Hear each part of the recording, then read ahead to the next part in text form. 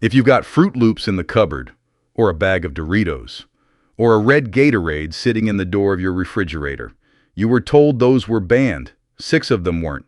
One of them was. I'm going to tell you which one, and I'm going to give you the exact date, January 15th, 2027. And then I'm going to tell you why that date still doesn't get it off your shelf. Then I'm going to show you the 3 words printed on the front of your cereal box that are doing more damage than any of the 7 dyes I'm about to name. I'm Ray Hollis. I ran an independent grocery in Southern Ohio for 40 years. Every February, I built the end cap for the red candy myself, stacked it by hand, right inside the door where you'd walk past it. I never once turned a box over. 2 completely different things happened, and the news stacked them into one pile. The first is a rule. A rule is written down. It has a docket number and a date. Miss the date and the product is illegal. The second is a letter. A letter has a target and a press conference. Miss it and nothing happens. Nobody is fined. Nothing comes off any shelf. Both got announced under the same headline. Both got covered with the same word. That word was banned. Only one of them is. So here's your ruler for the next 20 minutes, and it's one question. Is there a date, and does missing it break the law? Yes, it's a rule. No, it's a letter. We're going to use that 7 times. Before we start, I want to say something plainly. I stocked every one of these. All of them. 40 years. The red candy in February, the orange crackers, the blue drink mix every summer when the pool opened. I built the displays. I faced the shelves. I ordered more when we ran low. I never read the back of a single box. Nobody told me to. Nobody told you either. You've been buying groceries the way a reasonable person buys groceries. Read the front, check the price, put it in the cart, go home and feed your family. That is not on you, friend. Nobody told you. Let's answer the question I opened with. The one that actually got banned is Red 3, FD&C Red No. 3. You may see it as erythrocene. It's a bright cherry red. It went into candy, frosting, maraschino cherries, some drink mixes, some baked goods. In January of 2025, the FDA revoked its authorization for use in food. That's a rule. It's in the Federal Register. Compliance date for food, January 15th, 2027. A separate date in 2028 for ingested drugs. Now, that date does not mean what you think it means, and this is the first thing in this video that surprised me. January 15th, 2027 is the day the FDA stops issuing certificates for Red 3. Every batch of certified color has to be certified by the agency, batch by batch. After that morning, no new batch gets one. Anything made with it from then on is adulterated, but product manufactured before that morning stays legal. The FDA says so directly. You can still see Red 3 on an ingredient list after the effective date, as long as that item was made before it. Think about what that means on a shelf. Candy sits 2 years. Frosting sits 18 months. A company can run Red 3 right up to January 14th, 2027, warehouse it, and sell it legally into 2029. The only real ban on this list doesn't clear a single shelf. It closes a certificate window. That's the whole shape of this story, friend. And we're only one item in. Now here's the part almost nobody explains. I'm going to be careful with it, because I am not a chemist, and I am not your doctor. I'll only tell you which agency concluded what, under which rule. The FDA did not revoke Red 3 because it decided the dye harms people. It revoked it because of one sentence written into the law in 1958. It's called the Delaney Clause, and it says this: if a color additive is found to cause cancer in humans or in animals, the FDA has to pull the authorization. Not may, has to. The agency isn't allowed to weigh anything. Red 3 caused cancer in male laboratory rats. The FDA has said the mechanism that produced it in those rats does not occur in people. Didn't matter. Delaney doesn't ask that question. So a sentence written before I finished high school is what finally moved that die. Not a study, not a hearing, a sentence with no give in it. That's arithmetic, not a conspiracy. And notice what that tells you. Red 3 sat on shelves for decades while everybody argued about it. What moved it wasn't the argument. It was a mechanism. The next 6 had all the arguing and none of the mechanism. If this is already useful, a quick like helps it reach more people who were told the same thing you were. April 22nd, 2025. A press conference. Health and Human Services and the FDA announced a plan to phase petroleum-based synthetic dyes out of the American food supply. 6 dyes named. Target, end of 2026. The coverage ran for a week and the word everybody used was banned. Here's what was actually announced. The agency asked the industry to stop. No proposed rule, no final rule, no docket, no compliance date, no penalty. As of this morning, the FDA has not initiated rulemaking against a single one of the 6. The regulations authorizing them are still on the books. Let's go through them. Backward, green 3 and blue 2. I'm putting them together and you'll see why. Green 3 is the mint gum, the lime gelatin, the green frosting on a grocery store sheet cake, the green candy shell. Blue 2 is a deeper, duller blue than the one you're picturing. Some candy, some baked goods, a lot of pill coatings, a lot of pet food. These 2 are the smallest of the 6 by volume. There simply isn't as much green and dark blue in the food supply as there is red and yellow, which is exactly why they matter here. Nobody is fighting over green 3. There's no lobby defending it. There's no shopper attached to it. If any dye on this list were going to quietly disappear on a voluntary request, it's these 2. 16 months after the announcement, both are still authorized, still legal, still on shelves. If the 2 easiest ones to give up are still sitting there, ask yourself what that says about the 4 that are hard. Number 5 is the hard one. And it's the one where I'm going to say something that sounds like I'm defending a candy company. Blue 1. Brilliant blue. The blue in the candy bag. The blue sports drink. The blue freezer pop. Blue frosting. The blue marshmallows in the cereal. This is where reformulation gets genuinely difficult. And I want to be fair, because this is the one place the industry has a real case. There is almost no natural blue on Earth that survives food processing. There's spirulina. There's butterfly pea flower. The FDA approved a blue from a red algae called Galdiaria in May of 2025, along with butterfly pea flower extract and calcium phosphate. 3 new natural colors, fast-tracked. Now here's how hard the problem really is, and this is happening this month. Mars is launching M&Ms colored from natural sources in August of 2026. First reformulation in that brand's 85-year history. They had to upgrade more than 300 manufacturing machines to do it. And at launch, blue and brown are missing. Not delayed on paper, missing from the bag. The problem of scaling spirulina blue is not solved. They say all 6 colors by 2028. That's a company doing something genuinely hard at real cost, and I'll give them that. But look at what it tells you, neighbor. If the largest candy company on Earth cannot produce a blue M&M without petroleum dye in the year 2026, then the end of 2026 target for the entire industry was never a deadline. It was a hope.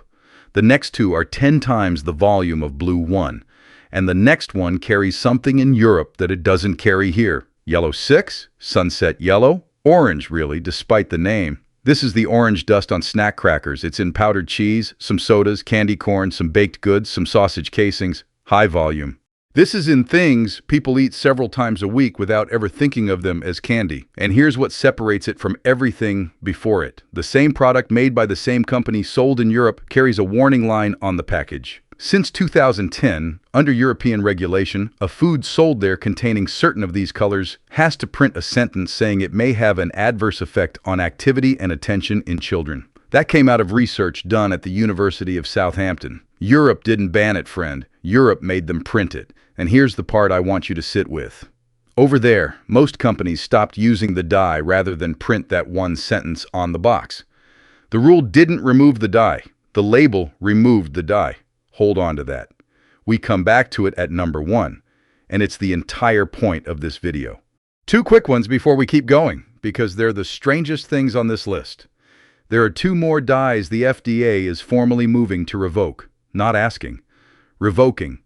Orange B, approved for 1 use only. The casings on hot dogs and sausages. Citrus Red No. 2, approved for 1 use only. Spraying on the skin of oranges grown in Florida to make the peel look more orange, not the juice, the peel.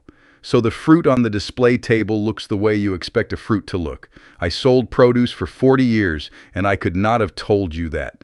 Nobody could have told me. Go check one box in your house right now and put the number you find in the comments. Red 40, yellow 5, whatever it is. I read them. I want to know what's actually in American cupboards this year, because I promise you nobody else is collecting that. Yellow 5, tartrazine, yellow 5 is everywhere. Boxed macaroni and cheese, snack chips, instant noodle seasoning, pickles, soft drinks, cereal, candy, some vitamins. It has the longest paper trail of anybody complaining about it. It's one of the Southampton colors carrying the European warning line. And in this country right now, it is fully legal with no rulemaking against it. Now I have to tell you something, and it's the least comfortable part of this video. We have been here before. June of 2015. General Mills pledged to remove synthetic dyes from its cereals by 2017. A few months later, Kellogg's pledged to remove artificial colors from its cereals and snacks by 2018. General Mills began selling cereals with artificial colors again in 2017. Shoppers said the colors looked wrong. Kellogg's missed 2018. Mars pledged in 2016 to pull artificial colors from its entire global portfolio within 5 years. In 2021, they walked it back for the American market and said they'd keep prioritizing Europe instead. Every one of those was voluntary. Every one was announced with exactly the confidence of the ones announced last year. Now, this round is much bigger, and I'll say so. Nestle, Kraft Heinz, General Mills, PepsiCo, Hershey, ConAgra, McCormick, J.M. Smucker, more than 20 companies. General Mills committed to its cereals and all K-12 school food by the middle of 2026, full portfolio by 2027, and one more, which is the one I'd actually bet on. Target told cereal brands it would only carry dye-free cereal starting the end of May 2026. Brands that didn't comply would come off the shelf, not because a retailer is more virtuous than a federal agency, because a retailer can pull your product on a Tuesday. An agency has to write a rule. The next one is the biggest dye in the country, and the only real dates on it aren't coming from Washington at all. Red 40. Allura Red, the most used certified color in the United States. Not close. Cereal, candy, sports drinks, sodas, fruit snacks, gelatin, frosting, toaster pastries, condiments, flavored yogurt, and flavored milk. If something in your house is red, pink, or purple, and it isn't naturally that color, this is usually why. Red 40 is not banned federally. No proposed rule, no compliance date, fully authorized this morning. Now the states walk into the room. And this is the part almost nobody covers. The states are where the actual dates are. California, September 2024. 6 synthetic dyes, blue 1, blue 2, green 3, red 40, yellow 5, yellow 6, out of public school food. California, separately, the Food Safety Act of 2023. 4 substances banned outright in food sold in the state. Red 3, brominated vegetable oil, potassium bromate, and propylparaben. Effective January 1st, 2027. Every one of those 4 is still allowed at the federal level. West Virginia went furthest. March 2025, the broadest state dye law in the country, 7 dyes. School provisions took effect August 1st, 2025. The statewide retail provisions were set for January 1st, 2028, and a federal judge issued a preliminary injunction in December of 2025, blocking that part while the case proceeds.